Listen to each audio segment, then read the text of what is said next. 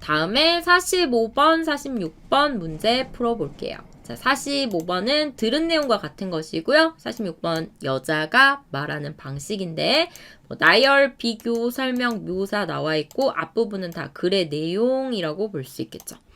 여기 보면 반복되는 내용이 인간의 동공, 박쥐 나오기 때문에 인간의 동공에 대한 설명 나올 때는 1번, 2번 잘 보시고 박쥐에 대해서 설명 나올 때는 3번, 4번을 주목해서 듣고 문제를 푸시면 됩니다. 자, 먼저 듣기 들려드리도록 할게요.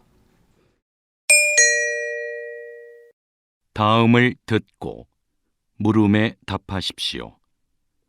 2번 읽겠습니다. 어두운 영화관에 들어갔을 때 누구나 잠시 앞이 잘 보이지 않는 경험을 해봤을 겁니다. 이는 우리 눈 안에 있는 동공 때문입니다. 우리의 눈은 밝은 곳에서는 동공이 축소되어 빛이 적게 들어오는 반면에 어두운 곳에서는 동공이 확대되어 많은 빛이 들어옵니다.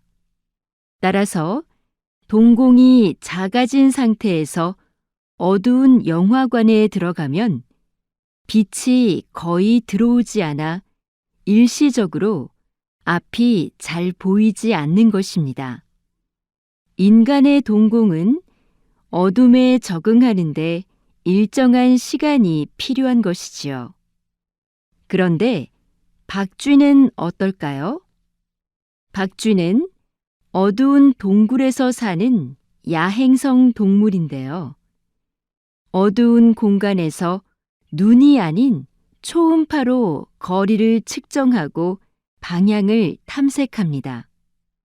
즉, 박쥐는 사람과는 다른 방식으로 어두운 공간에 적응하는 것입니다. 다시 들으십시오. 어두운 영화관에 들어갔을 때 누구나 잠시 앞이 잘 보이지 않는 경험을 해봤을 겁니다. 이는 우리 눈 안에 있는 동공 때문입니다. 우리의 눈은 밝은 곳에서는 동공이 축소되어 빛이 적게 들어오는 반면에 어두운 곳에서는 동공이 확대되어 많은 빛이 들어옵니다. 따라서 동공이 작아진 상태에서 어두운 영화관에 들어가면 빛이 거의 들어오지 않아 일시적으로 앞이 잘 보이지 않는 것입니다. 인간의 동공은 어둠에 적응하는데 일정한 시간이 필요한 것이지요.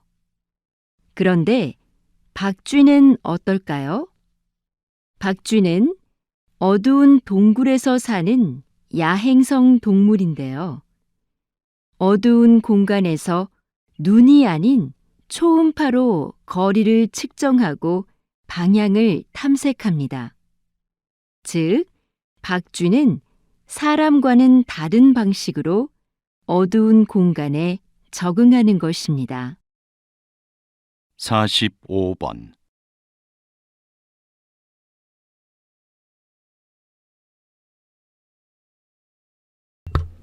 46번 잘 들으셨죠? 이것도 처음에 내용이 영화관에 가면 잘 처음에 보이지 않는다라는 이야기를 하면서 인간의 동공에 대해서 설명하다가 뒷부분은 박쥐는 근데 어두운 곳에서 어떻게 볼까라는 내용으로 인간의 시각과 박쥐에 대해서 서로 비교하고 있는 내용이었습니다. 45번의 답은 1번이 답이고요. 46번의 답은 3번이 답입니다. 같이 한번 보도록 할게요. 이것도 조금 같이 보려고 정리를 안 했네요. 그냥 볼까요? 네, 그냥 볼게요. 이제 일단 여기 나온 이 동공이라는 단어부터 같이 볼 건데요. 이 동공이 이거예요. 동공. 안에 보면 이렇게 까만 눈동자 보이죠? 이 까만 눈동자 안으로 우리는 빛이 들어가는데 여기 보면 bright light라고 해가지고 밝은 빛이 있으면 이 까만 부분, 이 동공이 작아져요. 이게 축소되고요. 이 정도죠. 크기가. 이 정도고 dim light라고 해서 어두운 빛이 들어가면 동공이 이렇게 커집니다.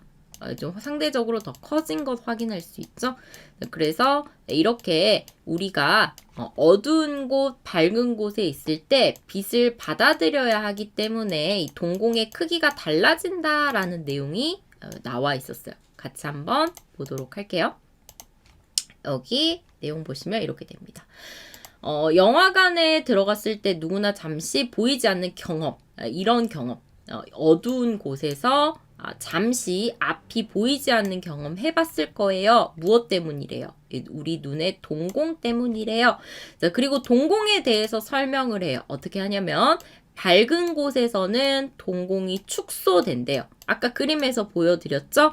밝은 곳에서는 동공이 작아져서 빛이 적게 들어온다. 자, 그러는 반면에 반대로 어두운 곳에서는 두 번째죠. 동공이 커져요. 확대되어서 많은 빛이 들어오게 된다. 비교하고 있습니다. 자, 따라서 정리하고 있네요. 따라서 어떻게 된대요? 어두운 곳에서는 빛이 많이 들어오지 않으니까 갑자기 동공이 커져야 되는데 커지지 않으니까 갑자기 들어가서 동공이 커지지 않으니까 빛이 들어오지 않아서 일시적으로 잠깐 앞이 잘 보이지 않는 것이다. 라고 말하면서 인간의 동공이 밝은 곳에서 축소되고 어두운 곳에서 확대되는 이것 때문에 어두움에 적응하는데 시간이 필요합니다. 라고 말하고 있어요. 네, 그리고 다음 부분은 이렇게 말하죠.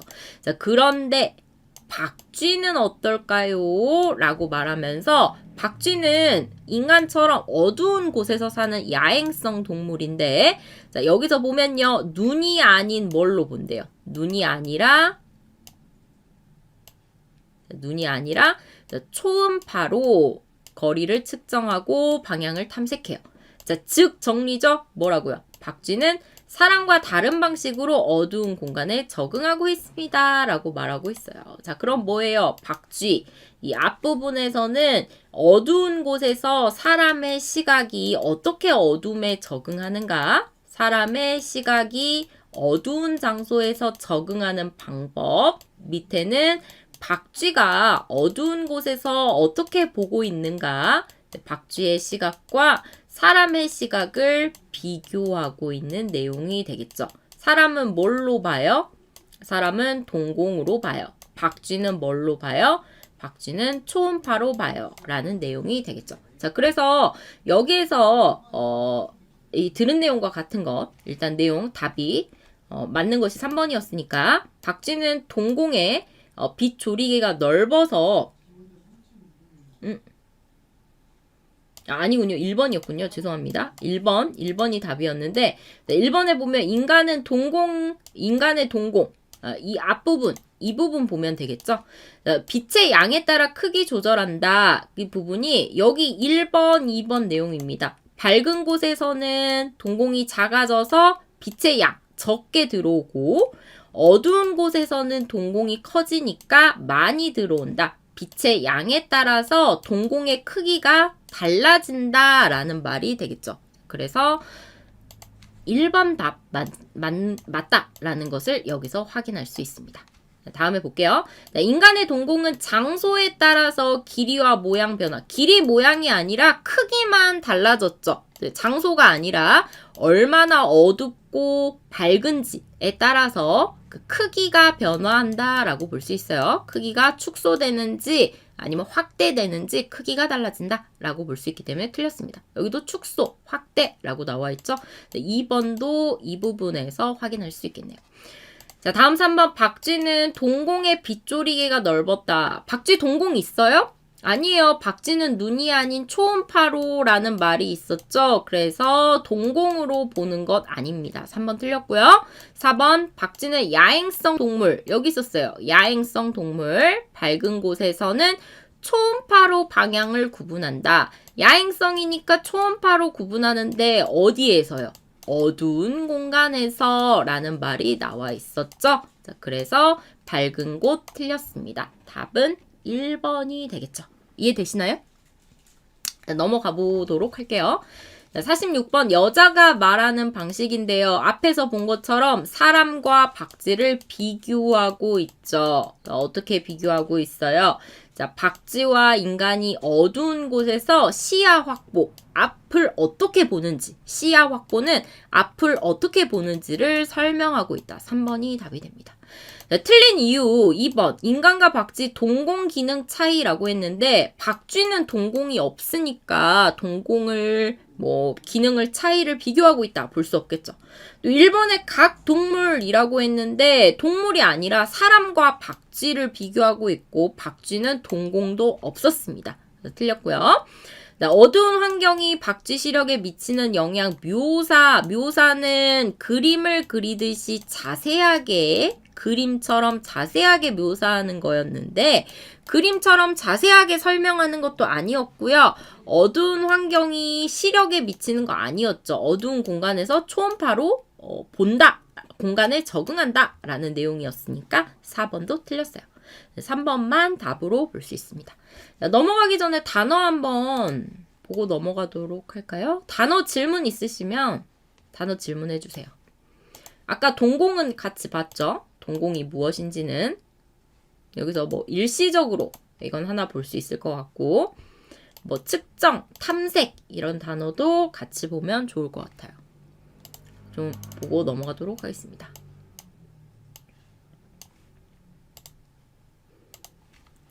동공은 아까 본 것처럼 눈에서 빛을 받아들이는 부분, 눈동자 이렇게 볼 수 있겠죠?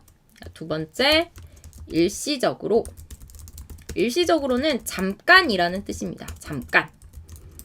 긴 시간이 아니라 짧은 시간 동안, 짧은 순간에 이런 뜻으로 이해할 수 있어요. 자, 다음에 보면 측정하다, 길이 또는 크기를 기준에 따라 재다 이런 뜻이 있어요. 기준을 측정하다 이런 뜻이 됩니다. 지금 난다홍님 초음파 질문하신 건가요? 초음파? 다음에 릴리님 야행성 질문하셨네요. 볼게요. 자, 다음에 탐색. 탐색 아까 앞에서 나왔었죠. 탐색. 어떤 것을 찾기 위해 찾아다니다 이런 뜻이었죠. 모르는 것, 확인할 수 없는 것을 직접 발견하려고 찾아다니다 이런 뜻이라고 했어요. 야행성이라는 것은 밤에 활동하는 성격을 야행성이라고 해요. 밤에 움직이는, 활동하는 성격. 이런 겁니다. 주로 낮에는 자고 밤에 움직이는 동물들을 다 야행성이라고 하고요. 자, 반대로 사람처럼 낮에는 활동하고 낮에 움직이고 밤에는 잠을 자는 동물을 우리는 주행성이라고 해요. 이거 낮에 움직이는 성격이라는 뜻이 되죠. 이해되시죠? 우마라조님 조개라고 하셨는데 여기 조개 있나요? 조개는 없는 것 같은데.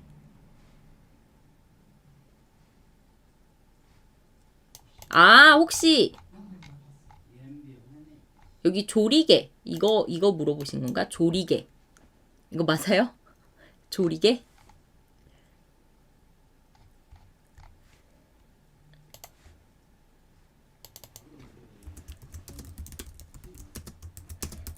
빛을 받아들이기 위해 움직이는 부분, 이걸 조리개라고 해요.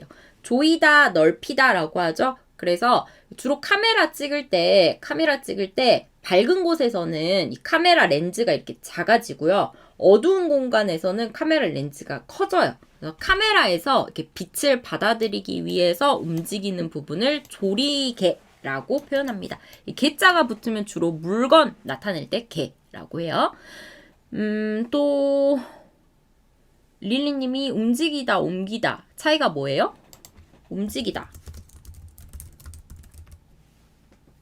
움직이다는 스스로 자리를 옮기다. 내가 주어가 스스로 이렇게 이동할 때 스스로 이동하다 라는 뜻이 있죠. 다른 사람의 도움 없이 스스로 장소를 옮기다, 이동하다 라고 할 때 움직이다 라고 하고요. 옮기다 라고 하면 물건 같은 것을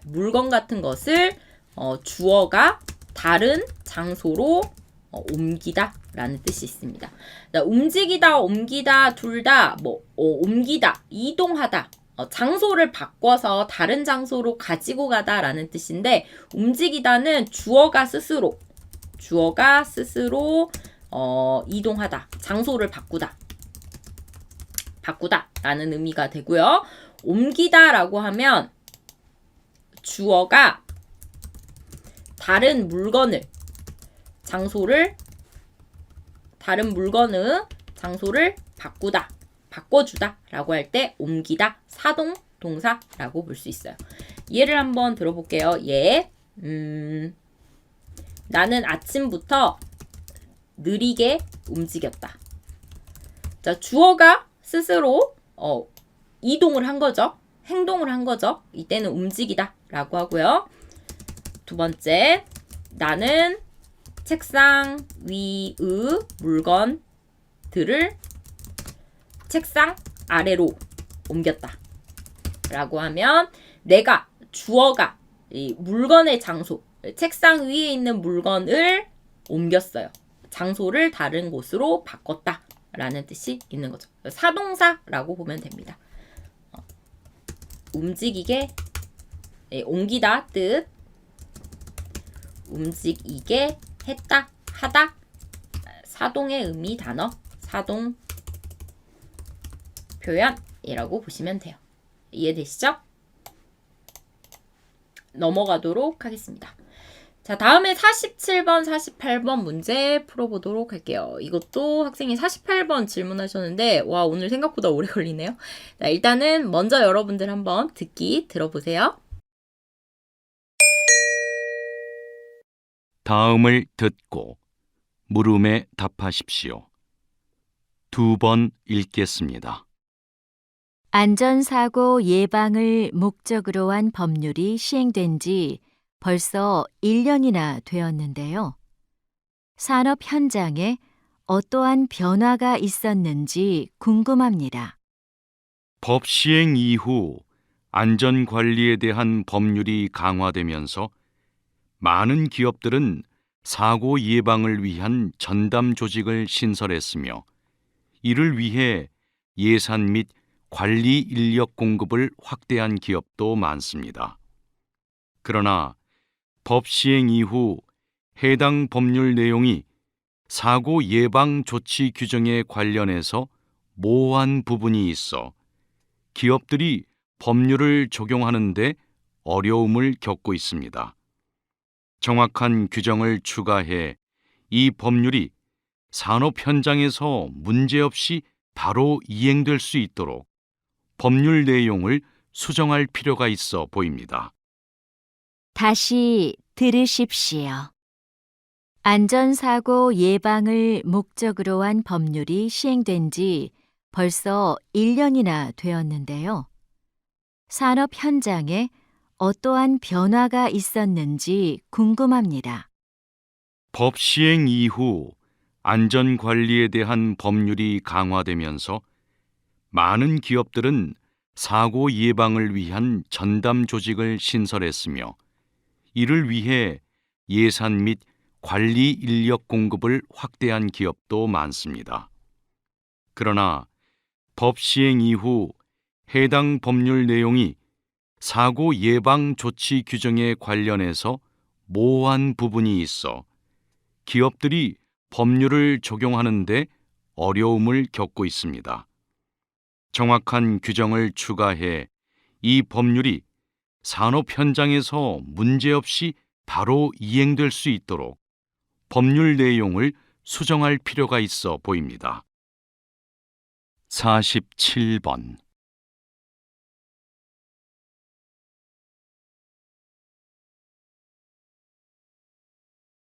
48번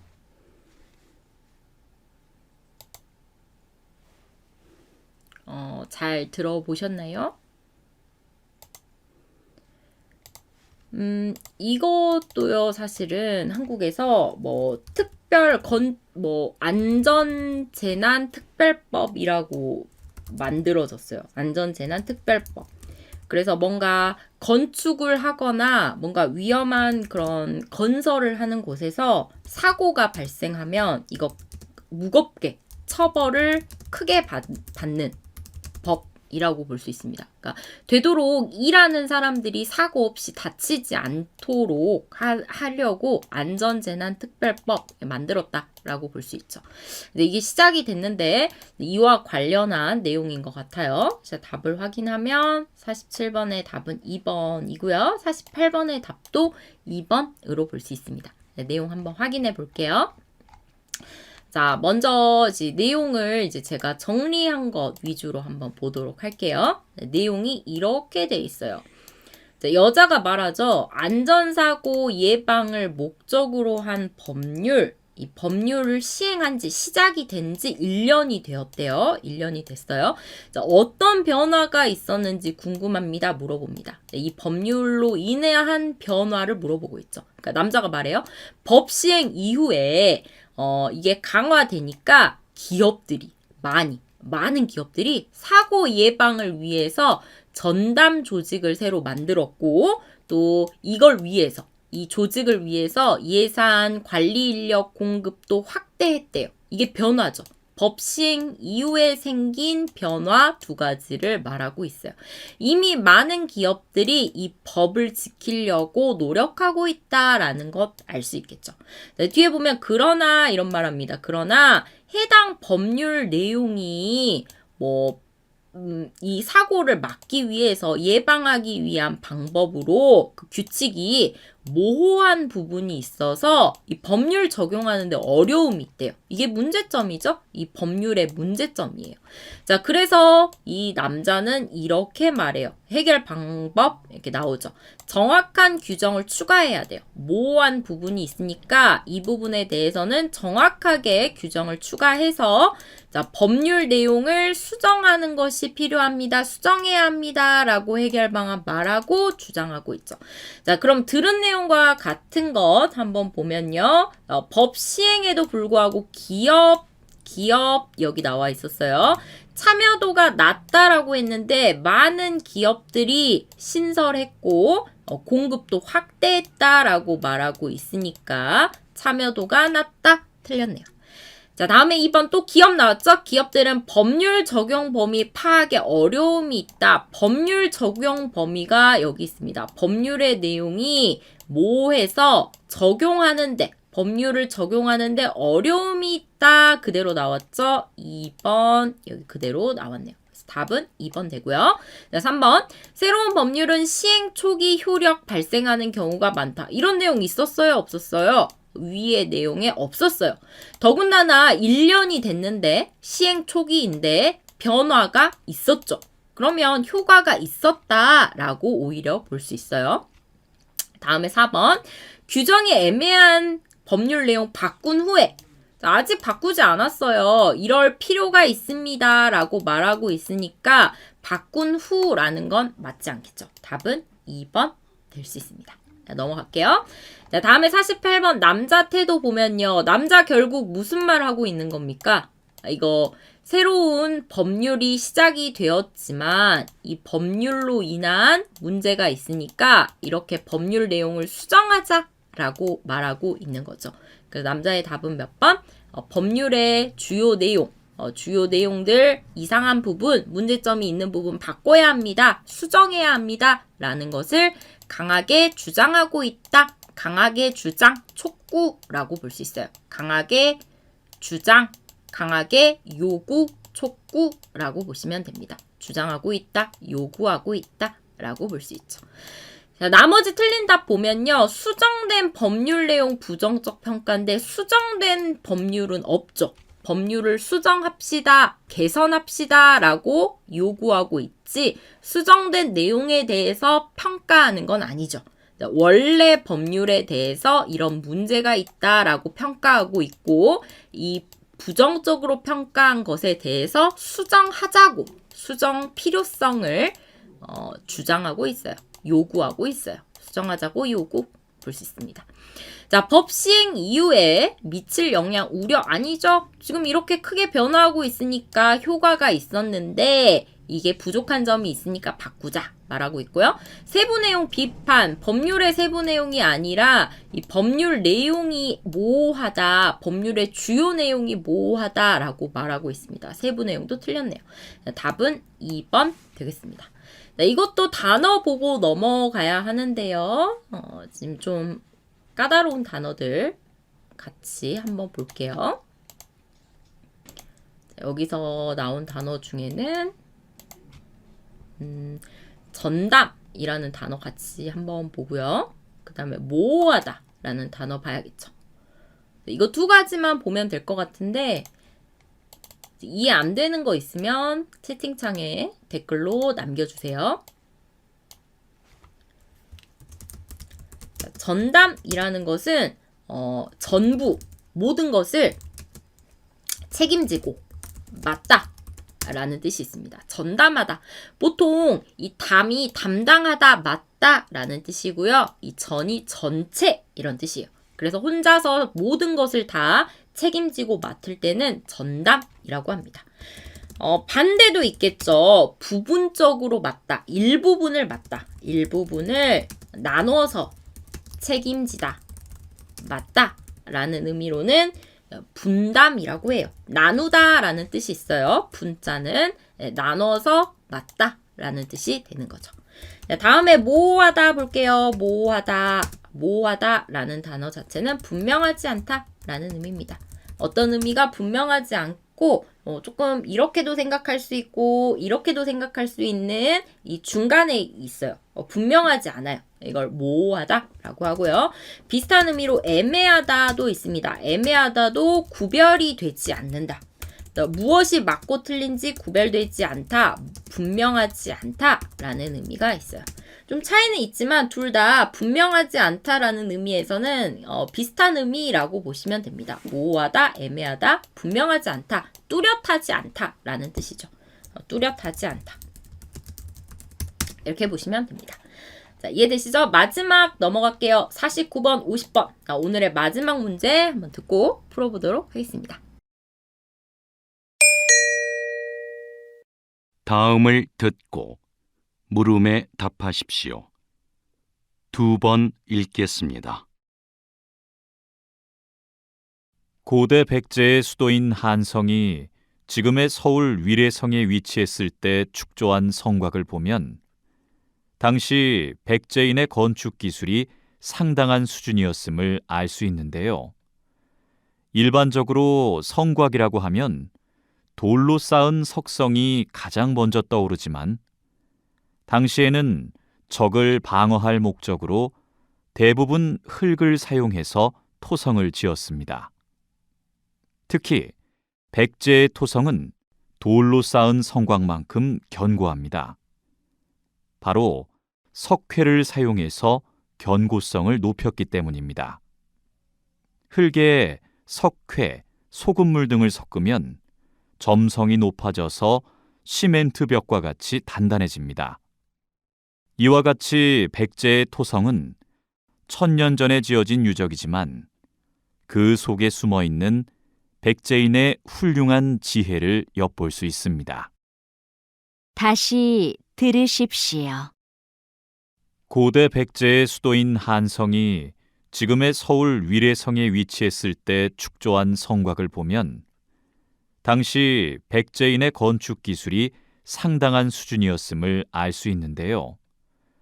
일반적으로 성곽이라고 하면 돌로 쌓은 석성이 가장 먼저 떠오르지만 당시에는 적을 방어할 목적으로 대부분 흙을 사용해서 토성을 지었습니다. 특히 백제의 토성은 돌로 쌓은 성곽만큼 견고합니다. 바로 석회를 사용해서 견고성을 높였기 때문입니다. 흙에 석회, 소금물 등을 섞으면 점성이 높아져서 시멘트 벽과 같이 단단해집니다. 이와 같이 백제의 토성은 1000년 전에 지어진 유적이지만 그 속에 숨어있는 백제인의 훌륭한 지혜를 엿볼 수 있습니다. 49번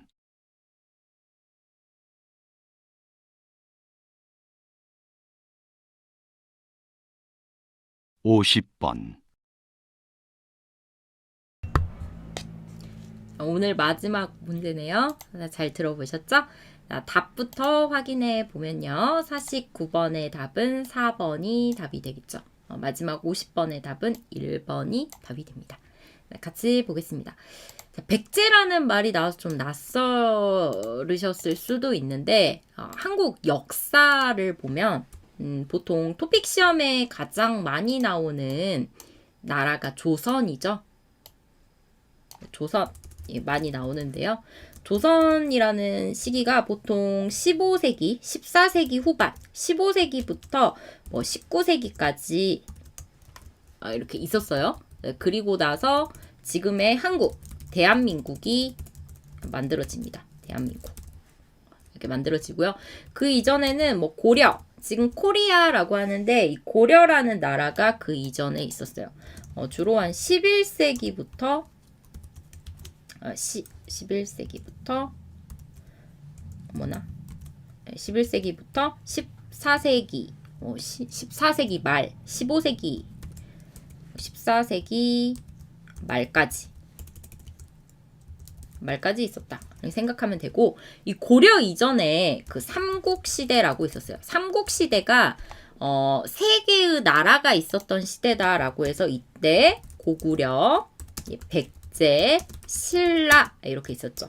이때 이 삼국시대가 좀 정확하진 않지만 시기상으로 3세기에서 4세기부터 3세기, 4세기부터 보통 한 9세기, 8세기, 9세기까지 이때 이렇게 존재했고 이걸 이렇게 그 다음에 이제 신라와 발해로 나뉘는 시기라고 해서 그 이후에 고려가 세워지기 전까지 11세기까지 이렇게 존재합니다. 자, 이때 백제가 존재했었는데요. 그러니까 정말 옛날이죠. 4세기라고 하면 진짜 옛날에 있었던 시기죠. 그래서 이 백제에 대해서 백제가 성을 쌓는 기술이 뛰어났다라는 내용이 나와 있었어요. 그러면 한번 볼게요. 먼저 49번 들은 내용과 같은 것 고르세요 라고 나와 있는데 이런 말이 있어요. 자, 보시면 돌로 만들어졌다. 백제의 성곽. 여기 앞에 내용은 다 똑같죠. 어차피 백제의 성곽 나와 있고 뒤에는 이 성곽의 특징이에요. 그래서 보시면 돌로 만들어졌다. 두 번째는 적을 공격하려고 만들었다. 세 번째는 흙으로 만들어서 견고함이 부족했다. 마지막 단단한 이유는 이것 때문이다 라고 나와 있습니다. 위에 내용 볼까요? 내용 보면 지금 고대 백제 수도인 한성 수도라는 것은 중심 도시 요즘으로 치면 서울이라고 생각하시면 됩니다. 가장 발전한 도시 서울이라고 보면 이 한성이 서울에 있는 위례성에 있었대요. 여기에서 축조된 성곽이라고 나오죠. 이걸 보면 건축 기술이 상당한 수준이었다. 상당하다. 뛰어나다라고 볼 수 있죠. 뛰어났다라는 걸 볼 수 있대요. 자, 일반적으로 성곽은 돌로 쌓은 석성이 떠오르지만 이때는 이 백제 시대 때는 성을 방어할 목적으로라고 나와 있죠. 2번 왜 지었어요? 무슨 목적이에요? 공격이 아니라 방어할 목적으로 적이 들어왔을 때 막으려고 지었다라는 거 확인할 수 있습니다. 무엇으로 지었어요? 흙을 사용해서 토성을 지었다라고 나와 있죠. 1번 확인할 수 있겠네요. 돌 아니라 흙으로 지어졌습니다. 자, 그럼 3번도 확인할 수 있네요. 흙으로 만들어졌다라는 건 확인할 수 있고요. 자, 견고함 뒤에 볼게요. 자, 특히 백제 토성은 돌로 쌓은 만큼 견고합니다 라고 나와 있죠. 그럼 견고함이 부족하다 틀렸네요. 뒤에 보겠습니다. 자, 이유 바로 석회를 사용해서 견고성을 높였기 때문이래요. 석회 때문이래요. 자, 흙에 석회와 소금물을 섞으면 시멘트 벽까지 단단해집니다 라고 말하고 있죠. 여기서 4번 답 확인할 수 있습니다. 단단한 이유 뭐예요? 단단한 이유, 석회와 소금 때문이다. 석회와 소금을 섞으면 돌로 지은 것처럼 단단해진다. 4번이 답이 되겠죠. 그래서 마지막은 어떻게 나와 있어요? 백제인의 훌륭한 지혜를 확인할 수 있다. 평가하고 있는 거죠. 어떻게 해요? 백제의 기술, 성을 쌓는 기술에 대해서 평가하고 있다. 높이 평가한다. 1번이 답인 것을 확인할 수 있습니다. 자, 마지막 그 내용 보면 정리한 건 없네요. 그냥 이렇게 보시면 되겠고요. 단어 마지막으로 확인하고 마무리할게요. 여기도 조금 좀 어려운 단어 나와 있는데 축조하다 한번 보고 상당하다 아까 잠깐 설명했지만 보도록 할게요. 네, 성곽이라는 것은 우리 어제 읽기 문제에서 확인했었죠.